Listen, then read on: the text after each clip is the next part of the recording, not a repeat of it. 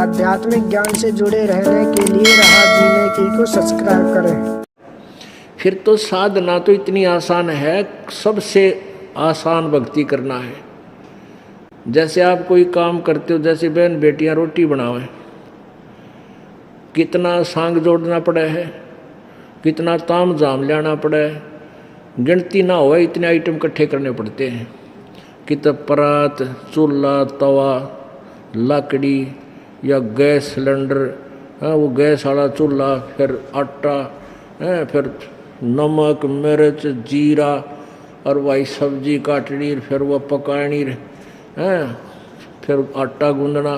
तो कितने आइटम, कितना कुछ संघर्ष कर कर इसी गर्मी में उस भट्का आगे चूल्हे का आगे खड़ा रह कर बनाना, पसीना पसीना हो जाए, और जब रोटी तैयार होए। और परमात्मा की भक्ति में कुछ भी इतना लेना, नाम उठत ना हम बैठत, नाम सोवत जागवे, नाम खाते नाम पीते, नाम सेती लागवे। बस में बैठे जा रहे हो, सफ़र कर रहे हो ट्रेन में या अपने व्हीकल में, या पैदल चल रहे हो, तो अपने मालिक ने याद करता जावे।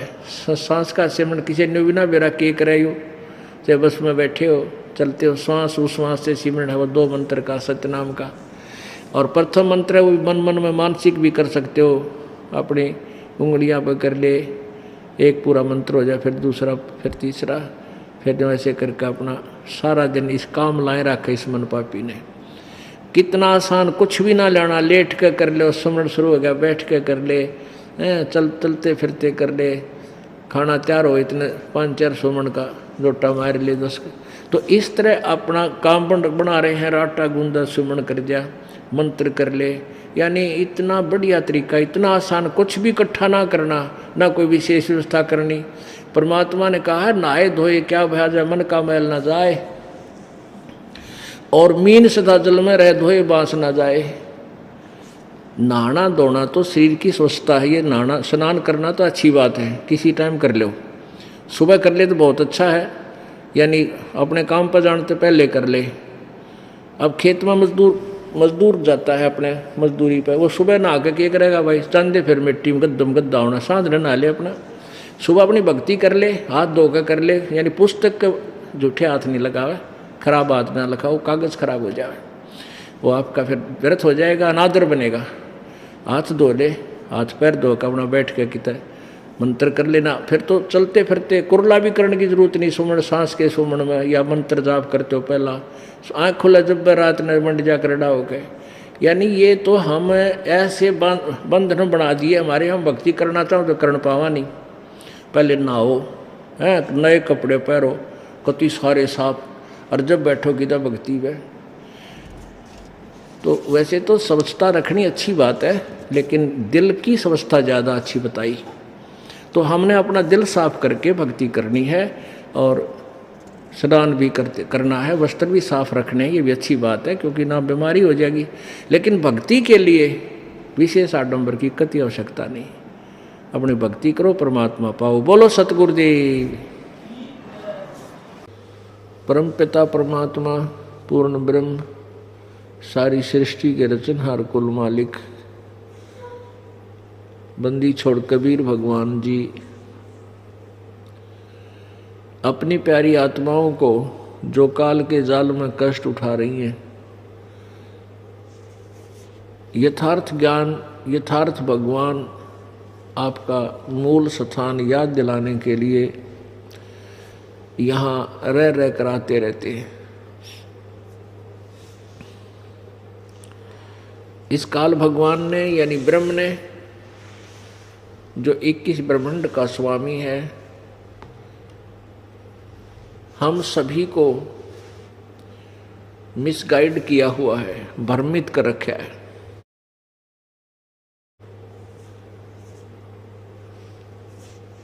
और जिस कारण से हम परमात्मा को पहचान नहीं पाते,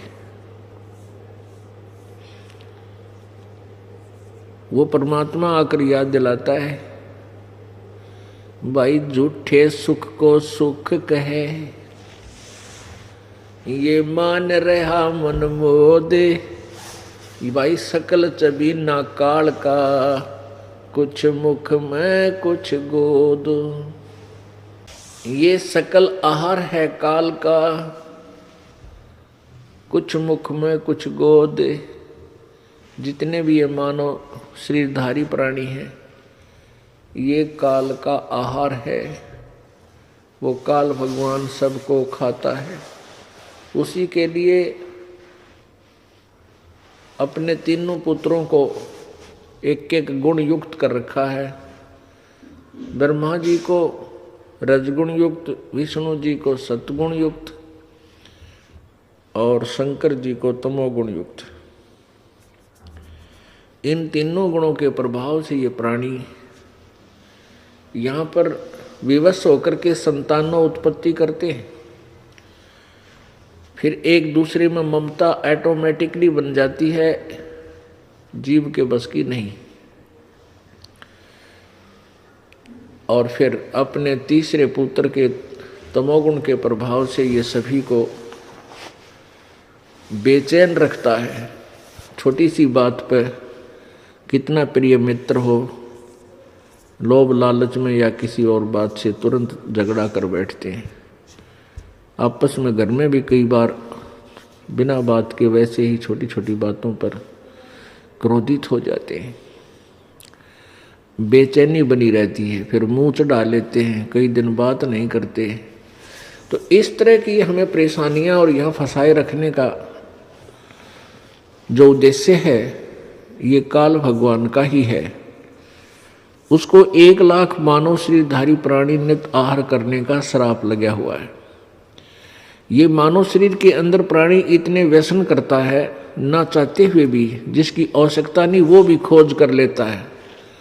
बताओ, पहले तो तम्बाकू, ओका, बीड़ी, सिगरेट ये मनुष्य का आहार नहीं है। इसने तम्बाकू को गधे भी नहीं खाते, जो भी तम्बाकू उत्पन्न होता है जहाँ पर। और मनुष्य ने वह भी खोज कर ली, डिस्कवरी कर ली, तम्बाकू सिगरेट बना ली, बीड़ी बना ली, रोका देख किस तरह का साग जोड़ा है, पानी गालन का न्यारा, वो दो तीन नली न्यारी, फिर चलम बनाई। बता क्या आवश्यकता थी इसकी। तो कहने का तात्पर्य है कि काल भगवान ये मन रूप में सब में विद्यमान है, अपना एक एजेंट छोड़ रखा है इसने। और ये सारी बकवास चाहता है। क्यों चाहता है? क्योंकि काल भगवान ने हमें खाना है, प्रत्येक प्राणी को खाना है। और उसके लिए वो अपना उसके अंदर एक मटेरियल विशेष तैयार कराता जो चटपटा उसको स्वादिष्ट लगे। इस स्थूल शरीर के माध्यम से सूक्ष्म शरीर में वो डिपॉजिट हो जाता है। जो भी टेस्ट स्वाद हम खाने का पीने का जो भी करते हैं, शराब पीते हैं, चटपटे भोजन खाते हैं, ये सारा उसमें डिपॉजिट होता है। स्थूल शरीर तो उस खाने से, स्थूल शरीर के लिए तो परमात्मा ने कहा है कि लुखी सुखी खा के ठंडा पानी पी और देख पराई चौपड़ी क्यों ललचावे जी। तो शरीर तो इससे एक सूखी रोटी खा के ठंडा पानी पीने से भी स्वस्थ रहेगा, कोई दिक्कत नहीं।